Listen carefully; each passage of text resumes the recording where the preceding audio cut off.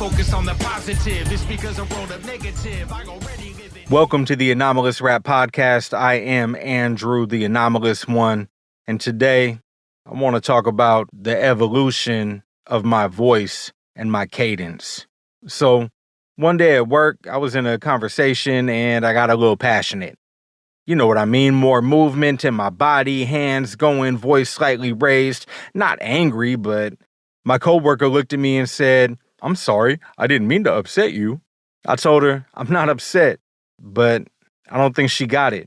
What she didn't understand is that I naturally speak with a certain cadence. When that passion hits, it moves through my body before it ever reaches my mouth. Apparently, I also have a dialect that doesn't match my appearance because I also get, "You have an accent. Where are you from?" I never know how to answer that. "I'm from Sacramento." They say, "But why do you talk like that?" I'm like, why does anybody talk the way they talk? The truth is, it's all social conditioning. We build language by modeling what we hear, our families, our circles, our communities, our music. For most people, family is the strongest influence. But my immediate family had less to do with my voice than most. It was just me, my mom, and my sister. No dad, no uncles, no cousins. My mom worked constantly making sure that we had what we needed, so she wasn't always in the house. My sister, she was older, doing her own thing, and that's okay too. What I did always have was a radio. I listened to music constantly, inside the house, outside with the neighborhood kids, and we moved a lot, so that friend group was always shifting. I was constantly exposed to different communities with different people from different cultures, and their voices naturally played a part in shaping mine. Along the way, I made a few friends whose families treated me like one of their own, but my daily circle depended on where we lived at the time. Even after we stopped moving, I was still changing schools every year, sometimes more. The only constant in my life was music. The voices in those songs spend more time in my ears than any other single source. My wife, she laughs when I sing along to old songs and tell her how old I was when I learned them. Jam on It by Nucleus dropped in 1984. I was 5. What 5-year-old wouldn't love a song about Superman? He said, "I'm faster than a speeding bullet when I'm on the set. I don't use no fans to cool my amps, I just use my super breath. I can fly 3 times around the world without missing a beat. I socialize with X-ray eyes and come on, man." I was 5. And that bass line, boom, boom, boom, boom, boom, boom, boom, boom, boom, boom, boom, boom, psh. Instant energy boost to this day. Then what, Cameo, Word Up, hit the radio in 86. I was 7. I knew every word. I tried to match the tone when I sang along. Word up, it's the code word. I love that song. So look, my mom bought me tapes too, right? Whatever was on the radio, MC Hammer, Salt and Pepper, Beastie Boys, Slick Rick, LL Cool J. These were the soundtracks to my formative years, the most constant voices in my life. I didn't have uncles or cousins to teach me about the world, so the voices on those tapes filled that role. They taught me, they shaped me, they influenced my voice. Then comes 88. I was 9. Standing outside my brother's house with some older kids who were listening to something that I had no business listening to. Too Short. Next thing I know, we're all rapping Don't Fight the Feeling. The girls are doing the girls' parts, the guys are doing the guys' part. That was normal. Little kids mirroring verses they half understood but fully felt. By 1990, I was 11 and in 6th grade. Anyway, I remember being at the record store. I handed my mom a copy of Straight Outta Compton.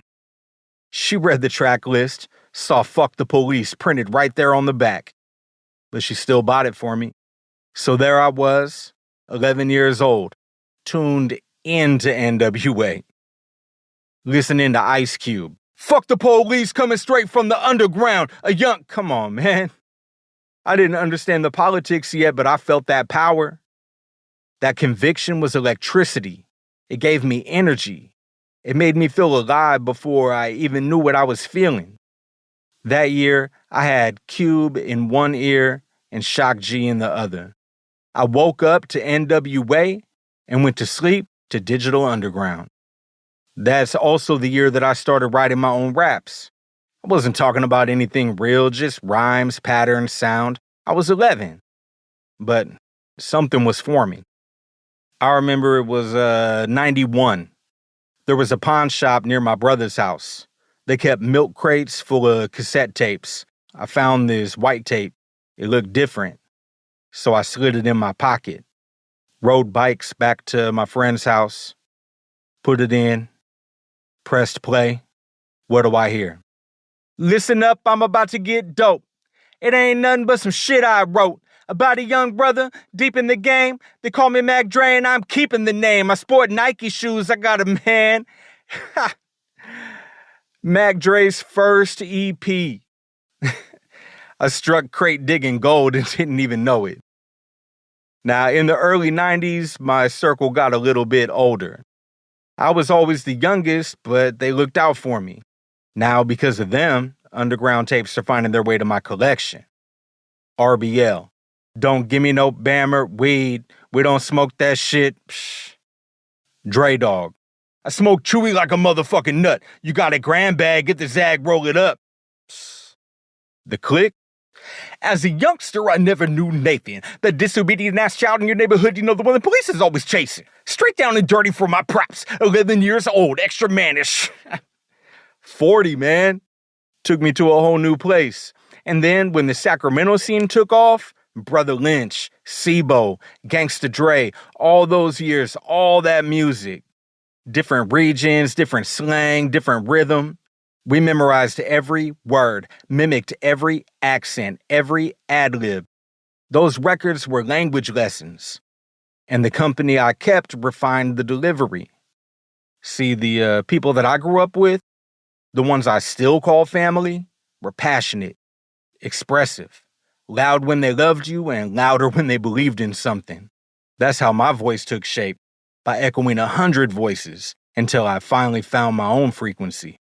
Now I'm 15, riding around, windows down, music up, talking, laughing, freestyling.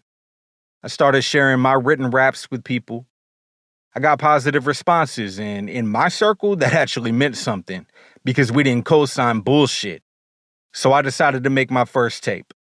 No studio, no computer, just a dual cassette boombox with a mic input. I'd loop instrumentals by recording the beat from one deck to the other, stopping it at just the right moment, rewinding, doing it again. When I got a clean loop, I put a new tape in, hit record, and rap into the cheapest mic I could find at Radio Shack. I made a whole 2-sided tape. Dubbed copies, passed them around. I wasn't rapping about anything important, mostly just having fun and talking shit. If you listen to it now, you'd hear how much influence everything had on that early version of my voice. Flash forward. I'm 18. I caught a case. I had to sit down for a few months. I got out right before my 19th birthday, and the first tape that I bought, Gangsta Dre's Chosen One. Dre, he's the one who spoke to me.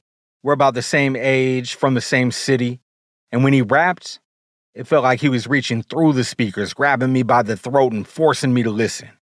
He said, 18 and a half years old without no place to call home, all alone. I thought my oldest friend was at home, but I called and called and they won't pick up the phone. I'm on my own and I'm just sitting by the curb. That song, that album, it hit me hard. It was the soundtrack to a pivotal time in my life. And Dre, if you ever hear this, thank you. So, a couple years go by, and by the time I'm 21, I decided to make another tape. I discovered this game called MTV Music Generator on PlayStation, and that's when I started making my first beats. I borrowed a dual CD burner that had a mic input, recorded an EP, passed it around just like I did my tape. You could hear the evolution. The topics were starting to change. My presence was becoming more powerful.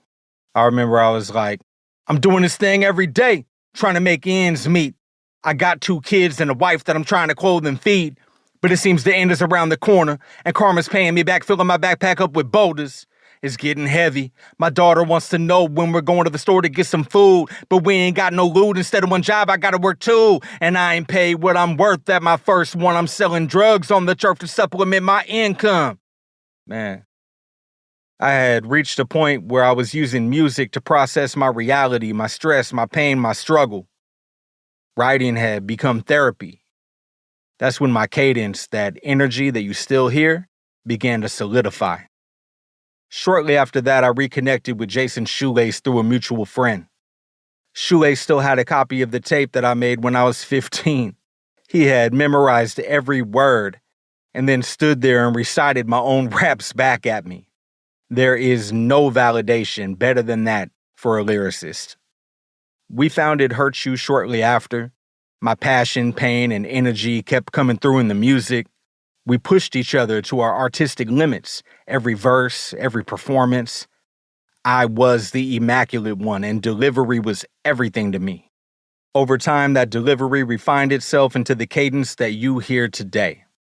By my late 20s, the music slowed down and life shifted. I went back to school, and they expected me to do these presentations in front of the class. Public speaking terrified me. My only experience on stage was rapping. So I brought that same energy into the classroom. Not rhyming, but rhythmic, pacing, pauses, intensity. People loved it. It worked. So it stuck. Later, I started working at a family resource center, and people told me I was their favorite facilitator. I used the same delivery, energy, pacing, conviction. My groups had higher participation and completion rates than others. So I kept going. Now, here we are. And that coworker from the beginning, she didn't get it. She wasn't familiar with our kind of expression. It made her nervous. But for me, it's all normal.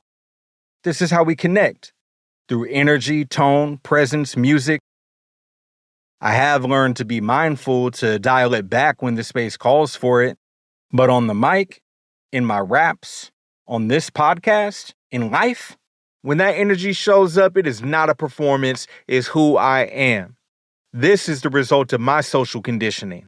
My sister, her voice evolved differently, based on her social conditioning, her friend group, her music, all of which were different from mine, and as a result, we do not sound the same, despite coming from the same home. So when people call me passionate or intense, they're not wrong. And when they ask about my accent, whatever.